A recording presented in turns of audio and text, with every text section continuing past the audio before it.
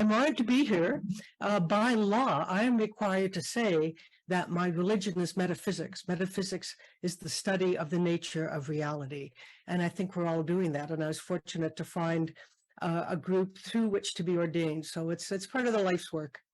I'm going to share my screen. I have a PowerPoint presentation prepared. And you will tell me if you can't see that, I think. Looks good. We're all good. Okay, so let me just turn off the floating controls. So I'm excited to be part of a water symposium to acknowledge water, and I would like to submit that everything, in fact, is conscious. So I am a professional dowser. That's somebody traditionally that finds a place to drill a well.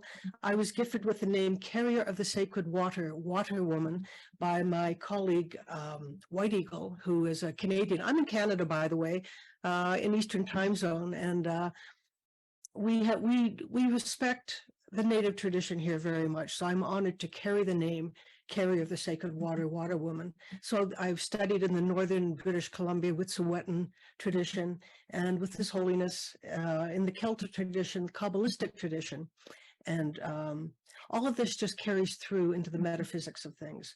So my journey, I want to tell you who I am before I start talking, so that you get a sense of my journey, and some of you may have had the same journey. I came in clairsentient, meaning that I could feel things around me, but I couldn't see them in my family and in my time. This was never talked about. So I was afraid of the dark until I was 45. It was very terrifying because I could feel the consciousness of many things. I could feel presence around me, which if we don't talk about it, it's scary. So part of my work is with children and for the parents and grandparents of young children, because a lot of the kids come in, they are also feeling these things, the consciousness of things.